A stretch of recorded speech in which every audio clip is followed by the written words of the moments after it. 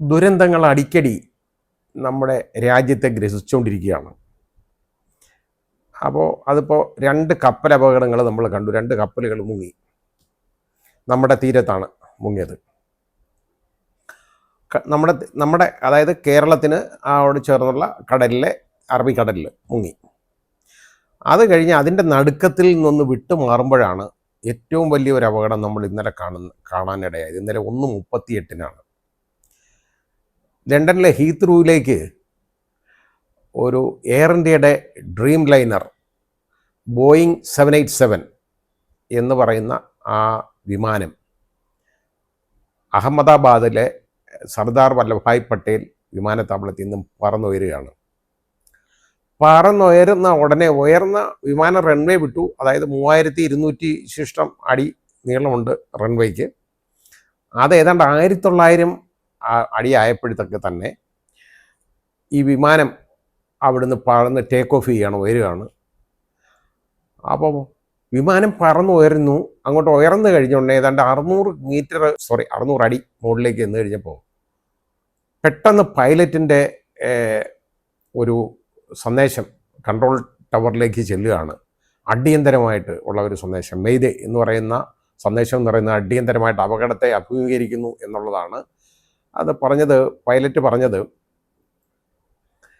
ഈ വിമാനത്തിന് ത്രസ്റ്റ് കിട്ടുന്നില്ല, മുകളിലോട്ട് കയറാൻ പറ്റുന്നില്ല, അതിൻ്റെ എൻജിൻ പവർ കിട്ടുന്നില്ല, മുകളിലോട്ട് കയറാനേ പറ്റുന്നില്ല എന്നുള്ളതാണ്. അപ്പോൾ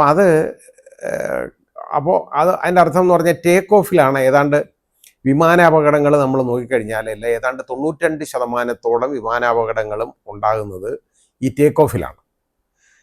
പിന്നെ ഉള്ളത് കൂടുതലുണ്ട്, ഏതാണ്ട് 46% വരും ഈ ലാൻഡിങ്ങിൽ. അതല്ലാതെ അതിനിടയിലുണ്ടാകുന്ന അപകടങ്ങളെന്ന് പറയുന്നത് കുറവാണ്, തുലവും കുറവാണ്. ഇല്ല എന്ന് പറയാൻ ഒക്കത്തില്ല. ചിലപ്പോൾ കാലാവസ്ഥയുടെ പ്രശ്നം കൊണ്ട് അല്ലെങ്കിൽ അങ്ങനെയുള്ള ഓരോ കാര്യങ്ങൾ എന്തെങ്കിലും മറ്റ് പ്രശ്നങ്ങളും കൊണ്ടൊക്കെ ഉണ്ടാകുന്നത് കുറവാണ്.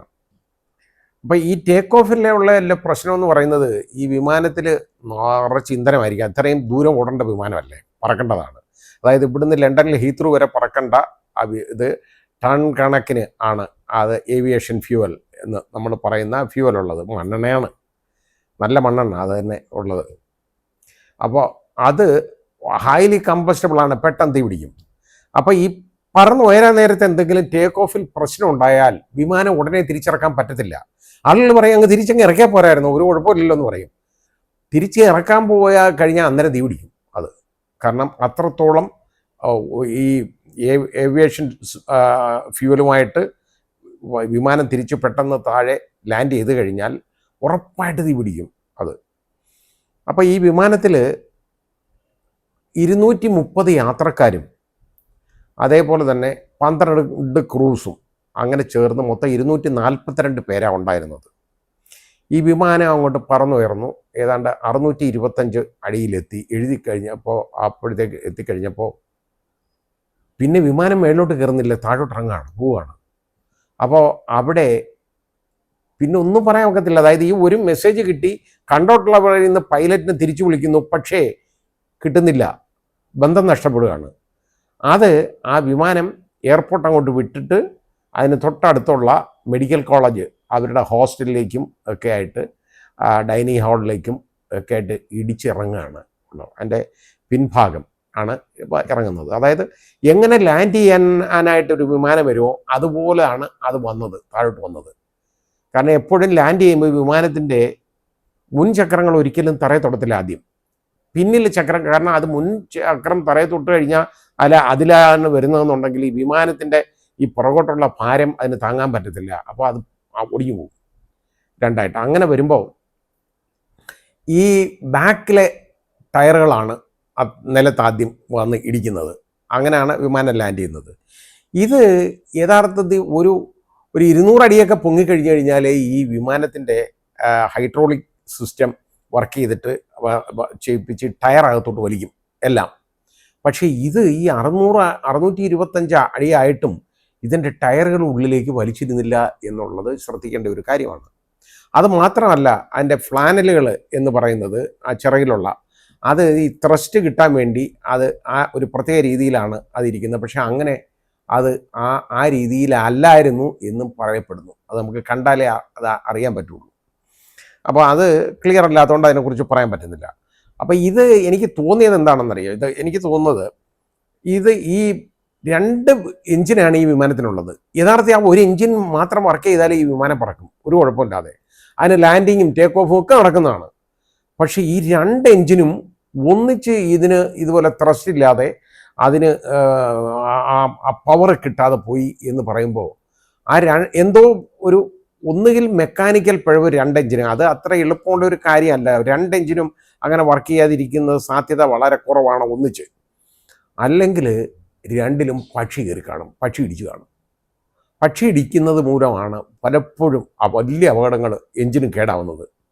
ഈ ദുര്യോഗമാണ് ഈ 2 എഞ്ചിനിലേക്കും കയറി പക്ഷി ഇടിക്കുക എന്ന് പറയുന്നത് സാധാരണമല്ല. പക്ഷേ പറയാനൊക്കത്തില്ല, ഒരു കൂടം പക്ഷികൾ വന്നു, അത് 2 ഇതിനിങ്ങി വലിക്കും. അതാ കുഴപ്പം. ഇടിച്ചു കഴിഞ്ഞാൽ ഇത് എഞ്ചിനകത്തോട്ട് വലിച്ചാൽ പിന്നെ എഞ്ചിൻ വർക്ക് ചെയ്യത്തില്ല. അപ്പോൾ അങ്ങനെ എഞ്ചിന് തകരാറ് സംഭവിക്കാം. ഇനി അത് തന്നെ ആണോ കാര്യമെന്നുള്ളത് നമുക്കറിയില്ല. ഈ വിമാനം 2014 എയർ ഇന്ത്യ വാങ്ങിയ വിമാനമാണ്. ആ 2014 ഈ ഡ്രീം ലൈനർ വാങ്ങിക്കഴിഞ്ഞാൽ ആ വിമാനം അത്രത്തോളം നല്ല സാങ്കേതിക തികവുള്ള വിമാനമാണ്. ഇതിനങ്ങനെ അപകടമൊന്നും വരാറില്ല, ഒന്നും പറ്റത്തില്ല ഈ വിമാനത്തിന്. കാരണം അത്രത്തോളം നല്ല വിമാനമാണ്. ഞാനത് ഫ്ലൈ ചെയ്തിട്ടുണ്ട്. കാരണം ഇവിടുന്ന് നമുക്ക് കൊച്ചിയിൽ നിന്ന് ഡൽഹിയിലേക്ക് രാത്രി ഉള്ള വിമാനമെന്ന് പറയുന്നത് ഇപ്പോൾ അതാണോ എന്ന് എനിക്കറിയില്ല. കുറേ നാൾ മുമ്പ് വരെ ഡ്രീം ലൈനറായിരുന്നു, ബോയിങ് 787. ഞാനത് ഫ്ലൈ ചെയ്തിട്ടുണ്ട്. വളരെ സുഖകരമായ യാത്രയാണ്, പ്രശ്നമൊന്നും ഉള്ളതല്ല. നമ്മൾ ആ 777 LRലൊക്കെ യാത്ര ചെയ്യുന്നത് അതേ പ്രതീതി തന്നെയാണ് ഈ ഫ്ലൈറ്റിലും ഉള്ളത്. ഒരുപക്ഷെ അതിലും ഒന്നുകൂടെ സുഖമെന്ന് തന്നെ പറയണം. ആ രീതിയിലാണ് ആ ഫ്ലൈറ്റ് ഞാൻ കണ്ടേക്കുന്നത്. അപ്പോൾ ഈ വെറും, അതായത് 2014 ആയപ്പോൾ പിന്നെ 11 വർഷം പഴക്കമെന്ന് പറയുന്ന ഒരു വിമാനത്തിനൊന്നുമല്ല.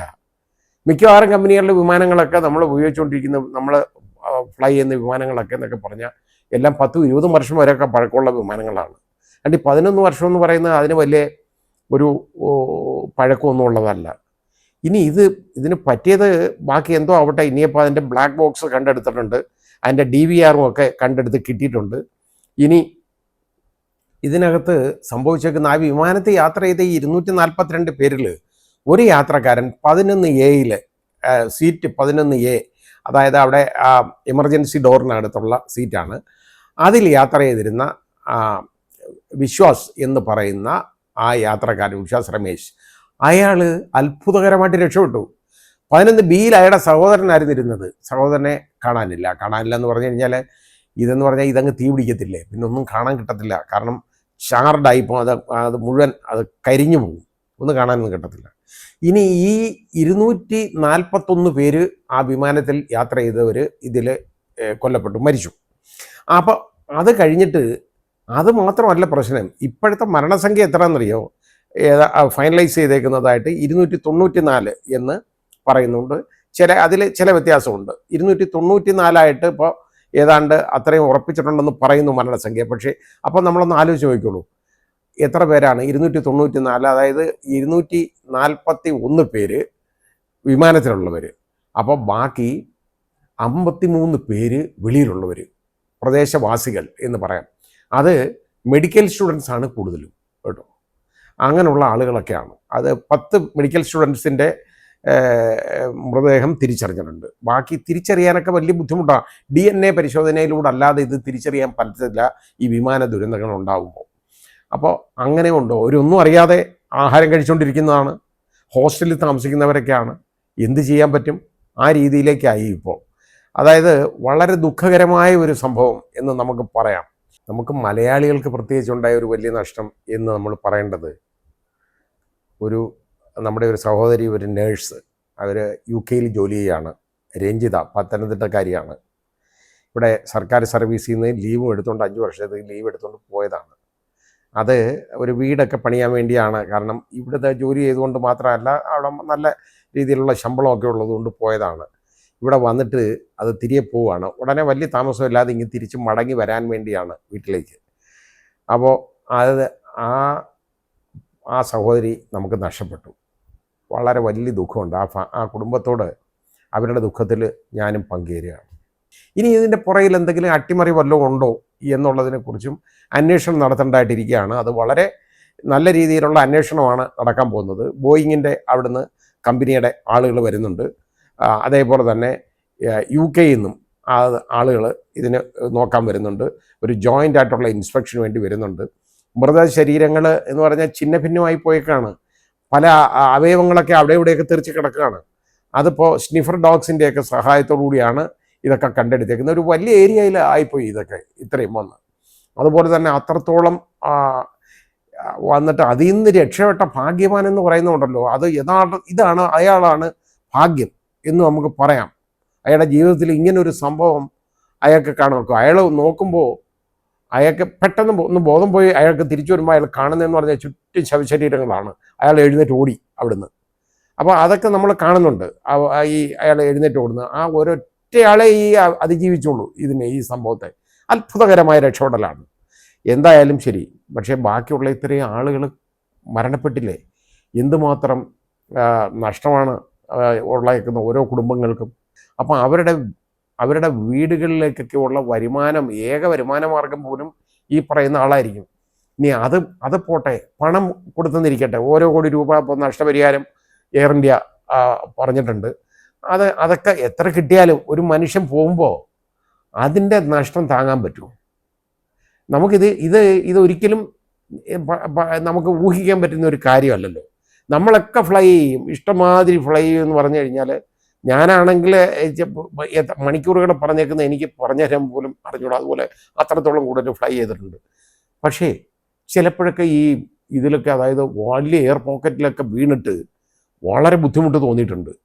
പ്രത്യേകിച്ച് അമൃത്സറിൻ്റെ മുകളിൽ കൂടെ ഒക്കെ പോകുന്ന സമയത്ത് ഭയങ്കര എയർ പോക്കറ്റുകൾ സാധാരണ ഉള്ളതാണ്. അവിടെ വളരെ ബുദ്ധിമുട്ടുണ്ടായിട്ടുണ്ട്.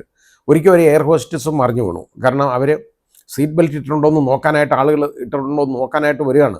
അപ്പോഴത്തേക്ക് അതുപോലെ ഒരു എയർ പോക്കറ്റിലോട്ട് വീണു, വിമാനം അങ്ങ് താഴോട്ട് വീണ് അവർ ഇരുന്ന് കളഞ്ഞതാണ്. അല്ലെങ്കിൽ അവർ യഥാർത്ഥത്തിൽ അങ്ങനെ അവർക്ക് ട്രെയിനിങ് കൊടുത്തേക്കുന്നത്. വളരെ ബുദ്ധിമുട്ടാണ്. 294 മരണമാണ് ഇപ്പോൾ സ്ഥിരീകരിച്ചേക്കുന്നത് ഈ സംഭവത്തിൽ. ഇനി ആളുകളെ കാണാനുണ്ടെന്ന് പറയപ്പെടുന്നു. കാരണം കത്തിപ്പോയതാണൊന്നും അറിയാൻ ഒക്കത്തില്ല കേട്ടോ, ഒരിക്കലും അറിയാൻ പറ്റത്തില്ല. എണ്ണമൊന്നും ഈ പറയുന്നത് ചിലപ്പോൾ ഇതിലും കൂടാനേ ഒക്കുള്ളൂ. ഇതിലേതായാലും താഴോട്ട് കുറയത്തില്ല. ആ രീതിയിലാണ്. എന്തായാലും വളരെ വലിയൊരു ദുരന്തമായിപ്പോയി നമ്മൾ കണ്ടത്. ഇനി അതിനോടൊപ്പം അടുത്ത കൂനുമിനൽ കുരുവെന്ന് പറയുന്ന മാതിരിയാണ് ഇപ്പം ബാക്കി ഇന്ത്യയിൽ നിന്ന് പറന്നു വരുന്ന എല്ലാ എയർ ഇന്ത്യ വിമാനങ്ങളും ഇപ്പോൾ തിരിച്ചിറക്കുകയാണ്.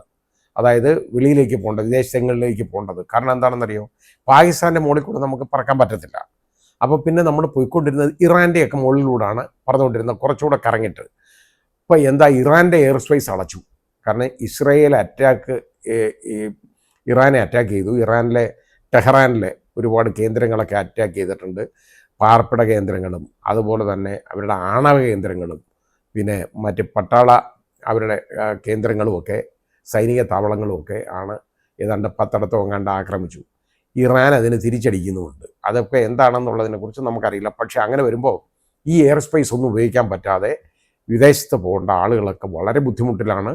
ഇന്ത്യയിലുള്ള വിമാനങ്ങളും അതുപോലെ തന്നെ മറ്റ് രാജ്യങ്ങളും മിഡിൽ ഈസ്റ്റ് ഭാഗത്തൂടെ പറക്കേണ്ട വിമാനങ്ങളെല്ലാം ഇപ്പോൾ ഇതേപോലെ ഗ്രൗണ്ട് ചെയ്തുകൊണ്ടിരിക്കുകയാണ്, തിരിച്ചിറക്കിക്കൊണ്ടിരിക്കുകയാണ്. കാരണം അല്ലേ വഴി തിരിച്ചു വിടുന്നു, ഒന്നും പറ്റുന്നില്ല എന്നുള്ളതാണ് നമുക്ക് മനസ്സിലാവേണ്ടത്. ഏതായാലും വളരെ വല്ലാത്തൊരു ദുരന്തമായിപ്പോയി നമ്മൾ കണ്ടത്. ആ ദുരന്തത്തിനോടൊപ്പം ഇപ്പോഴും വീണ്ടും അടുത്ത ഒരു യുദ്ധഭീഷണിയിലാണ് ലോകം. അതുപോലെ മാറിക്കഴിഞ്ഞു, ആ രീതിയിലേക്ക് പോയി കഴിഞ്ഞു. അത് എന്തായാലും ശരി, ഒരു വലിയ ദുര്യോഗം എന്ന് തന്നെ ഇതിനെക്കുറിച്ച് നമ്മൾ വിലയിരുത്തണം.